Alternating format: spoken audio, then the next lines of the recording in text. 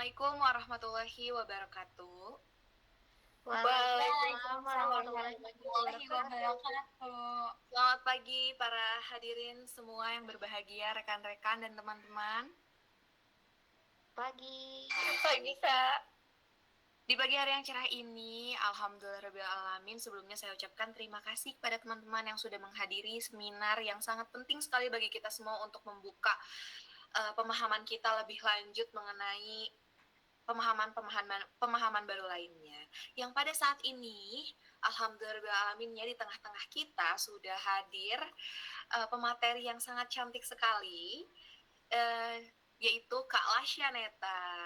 Dipersilakan untuk memperkenalkan diri, tapi sebelumnya saya akan menjelaskan secara singkat CV dari Kak Lasyaneta. Kak Lasyaneta ini merupakan salah satu public relation officer yang sudah profesional dan tentu sudah bersertifikat di salah satu perusahaan ternama yang saat ini kita pasti tahu perusahaannya, bergerak di bidang makanan dan minuman, dan juga saat ini Kak Lasyaneta menjadi pemateri kali ini untuk menyajikan dan sharing kepada kita semua bagaimana sih cara untuk menjadi public speaker yang betul gitu.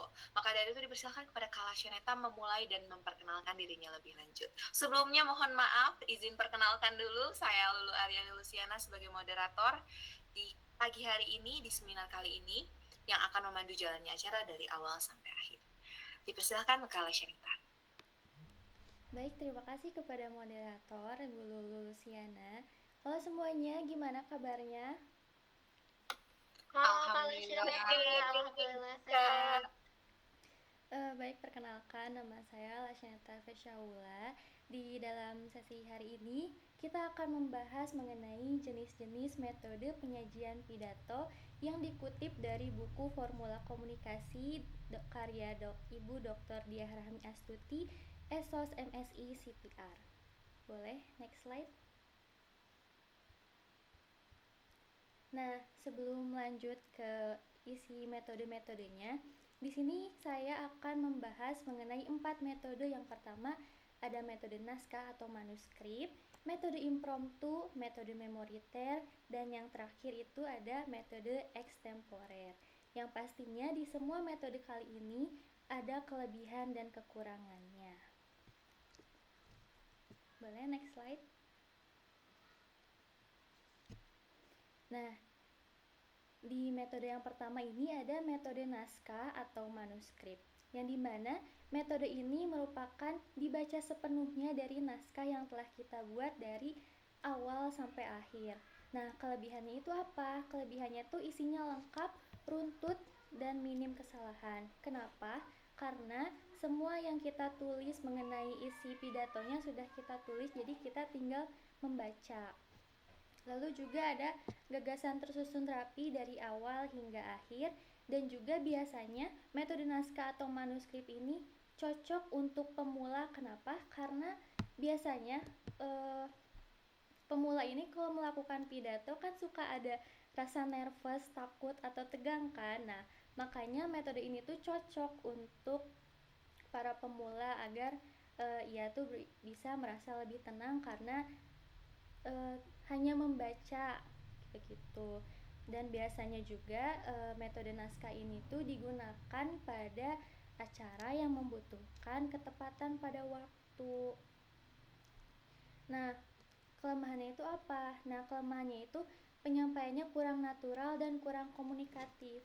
Karena yang pastinya kalau metode naskah atau manuskrip itu kita pasti hanya fokus kepada teks yang kita baca, sehingga kita kurang berinteraksi dengan para pendengar seperti kontak mata dan sebagainya, sehingga terasa monoton dan kaku, dan juga tidak fleksibel terhadap situasi para pendengar. Nah, kecuali metode naskah ini bisa dilakukan pada pidato titipan, contohnya kepada institusi oleh ASN yang menggunakan metode naskah, sehingga pidato yang disampaikan ini tidak boleh salah begitu. Boleh selanjutnya.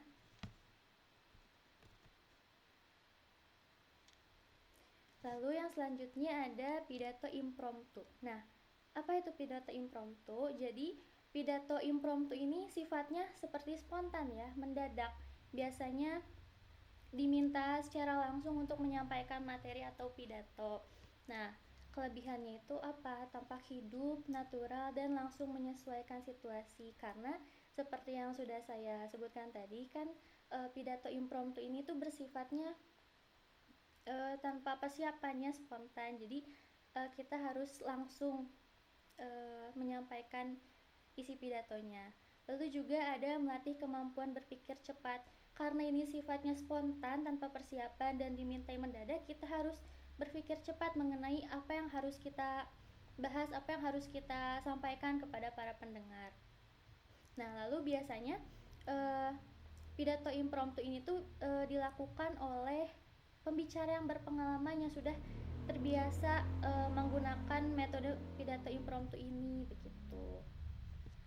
Nah, selanjutnya juga ada kelemahannya. Nah, biasanya kalau pembicaranya ini pemula, biasanya bingung sama apa yang disampaikan, terus tidak runtut sama tersendat. Jadi kayak bingung ini materi yang akan dijelaskan bagaimana ya, atau pokoknya kayak kaget gitu kan biasanya kalau para pemula. Makanya direkomendasikannya kepada pembicara yang sudah berpengalaman. Nah, gagasannya juga cenderung acak bila terbiasa. Kenapa acak? Karena biasanya tidak sesuai sama apa yang akan kita bahas. Nah, resiko panik bagi pemula yang tinggi karena seperti kebalikannya dari metode naskah kan, kalau metode naskah ini kita membaca teks dari awal hingga akhir, tapi kalau misalnya metode impromptu ini tuh cocoknya bagi yang berbicara yang telah berpengalaman begitu. Boleh next slide. Lalu yang ketiga ini kita bisa lihat ya, ada pidato memoriter. Nah, seperti namanya ya, pidato memoriter, yang pasti memori, berarti kita harus mengingat. Jadi kita menghafal kata demi kata yang telah disiapkan. Jadi kita yang pertama pastinya kayak menyiapkan naskahnya, lalu kita mengingat satu persatu katanya. Nah, kelebihannya itu struktur bahasanya rapi dan terencana, dan juga pembicara itu bisa kontak mata dan interaksi langsung dengan para pendengar. Kan kalau misalnya metode naskah tadi kan hanya fokus ke dalam teks, tapi kalau misalnya metode pidato memoriter ini kita bisa berinteraksi dan kontak mata secara langsung kepada para pendengar. Nah, juga resiko dan kelemahannya juga, resiko lupa dengan apa yang kita sampaikan itu jadi hilang karena kita hanya fokus ke dalam apa yang kita ingat gitu kan. Kalau misalnya teksnya pendek, kita bakal lebih mudah menghafal. Kalau misalnya si teksnya panjang, jadi kita sering lupa. Apalagi kalau misalnya kita terdistract nih atau mengingat akan sesuatu, pasti kan kita otomatis langsung lupa, jadi mikir lagi. Nah, dan juga ada penyampaiannya kurang natural dan juga tidak fleksibel mengikuti situasi. Boleh next slide. Nah, lalu ini metode yang terakhir, ada pidato extemporer, yang dimana pidato extemporer ini hanya menggunakan inti-intinya, garis besar atau outline. Bedanya sama metode naskah ini kan ditulis dari awal hingga akhir. Kalau metode extemporer ini tuh cuman inti-intinya aja, jadi sebagai pengingat apa yang akan kita bahas. Nah, kelebihannya juga komunikasinya ini lebih alami dan interaktif, jadi kayak kita juga bisa berinteraksi sama pendengar, jadi nggak hanya fokus ke dalam naskahnya aja. Lalu kalau misalnya penyampaian fleksibel sesuai kondisi, juga kita bisa menyesuaikan dengan situasi, bisa lebih bebas menatap audiens sehingga atau respon pendengar, sehingga terasa pidato yang kita sampaikan itu terasa lebih hidup. Lalu juga ada tetap terarah karena memiliki pedoman. Walaupun ini sifatnya spontan karena kita hanya menulis inti-intinya saja, tapi kita tuh tetap menjaga alur dan struktur agar tetap jelas sama apa yang kita sampaikan. Nah, dan juga ada kelemahannya. Nah, kalau misalnya kurang latihan, cuman jarang-jarang latihannya, kita itu bisa keluar dari struktur apa yang akan kita jelaskan, jadi tidak sesuai. Terus juga tidak cocok untuk acara resmi. Kenapa tidak cocok untuk acara resmi? Karena biasanya acara resmi ini membutuhkan ketepatan kata-kata dan juga membutuhkan kalimat yang formal gitu dan strukturnya yang baku. Sementara kan kalau extemporer ini lebih fleksibel sama spontan, jadi berpotensi kurang rapi dalam menyampaikan pesannya. Lalu yang terakhir juga ada pemilihan kata juga bisa kurang tepat bila terburu-buru, karena tidak membaca teks, pembicara ini bisa salah memilih kata atau menyampaikan kalimat yang kurang formal gitu. Boleh selanjutnya. Nah, sekarang kita udah sampai kepada kesimpulannya. Jadi kalau dapat disimpulkannya, setiap metode ini nggak ada yang salah, nggak ada yang benar, tergantung kita menggunakannya sesuai kondisi, situasi, dan apa yang cocok sama kita. Nah, kalau naskah ini kan tadi sudah dijelaskan cocoknya untuk acara resmi karena sangat terstruktur dari awal sampai akhir, dan juga cocoknya buat pemula. Nah, kalau impromptu ini digunakan dalam situasi mendadak, dan juga cocoknya itu untuk yang sudah berpengalaman. Jadi kurang cocok untuk yang baru pemula karena sifatnya ini mendadak. Lalu kalau memoriter ini kita menghafalkan kata-kata, kita menghafalkan naskah yang sudah ada, tapi kurangnya itu kita rentan lupa akan apa yang kita sampaikan.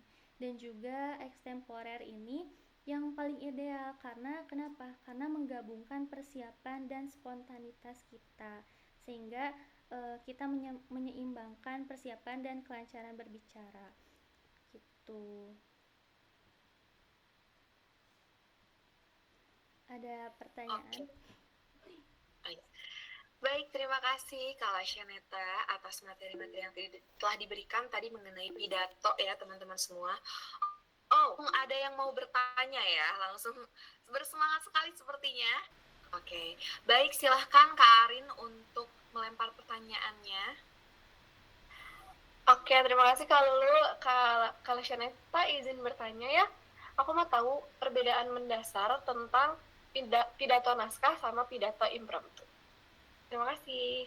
Ya, terima kasih kembali Kak Arin. Bagaimana Kak Lasyaneta, mau dijawab langsung atau kita tampung dulu? Karena sudah ada yang mengangkat tangan lagi nih, kebetulan. Langsung dijawab aja ya. Langsung jawab aja, silahkan. Izin menjawab ya Arin. Jadi perbedaan mendasar ya antara metode naskah sama metode impromptu.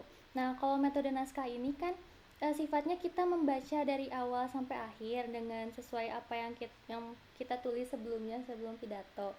Jadi kalau misalnya metode naskah ini berbeda sama metode impromptu. Metode naskah ini cocoknya untuk para pemula. Kenapa? Karena biasanya kan kalau para pemula ini suka nervous gitu kan kalau misalnya baru pertama kali pidato. Jadi mereka cuman fokus ke dalam naskah yang sudah disiapkan dan tinggal membaca saja.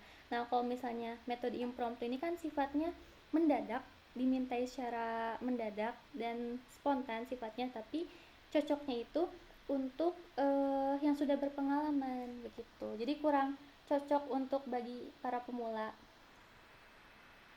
Cukup? Kita jawab. Cukup, terima kasih banyak Kak Lasyaneta. Terima kasih. Baik, terima kasih kembali Kak Lasyaneta dan Kak Arin. Selanjutnya dipersilahkan untuk Kak Naila. Apa pertanyaannya? Oke, baik. Izin bertanya sebelumnya kepada Kak Lasya. Kak, mengapa metode extemporer dianggap sebagai metode penyampaian pidato yang paling ideal? Cukup segitu aja deh aku. Makasih. Baik, Oke, terima kasih. silakan. Siap untuk menjawab Kak Lasyaneta? Siap menjawab. Silakan. Baik, terima kasih Naila. Jadi pertanyaannya bagaimana kenapa metode extemporer ini disebut metode yang paling ideal, begitu ya? Ya, baik. Kenapa? Karena metode extemporer ini menggabungkan persiapan sama spontanitas. Kan kalau extemporer ini cuma membuat garis besar atau inti-intinya saja, jadi kita tinggal menyampaikannya itu secara spontan. Jadi pembicara ini memiliki outline sebagai panduan sehingga tetap terarah namun tetap bisa berinteraksi secara natural kepada pendengar dan juga menyesuaikan penyampaian dengan situasi. Jadi hal ini itu membuat komunikasinya lebih efektif dibanding dengan metode yang lainnya. Gitu. Terjawab? Oke, terima kasih banyak Kak Terima Lasya. kasih. Terima kasih kembali untuk Kak Lasyaneta dan Kak Naila Syafira. Apakah ini sudah di penghujung acara kita, Kak Lasyaneta? Sudah di ujung acara. Oke, baik. Terima kasih. Sebelumnya saya remind kembali ya tadi materi-materi yang sudah dijelaskan. Tadi ternyata ada beberapa pidato, antara lain ada impromptu, manuskrip, memoriter, dan extemporer. Nah, selanjutnya tadi juga sudah direkomendasikan ternyata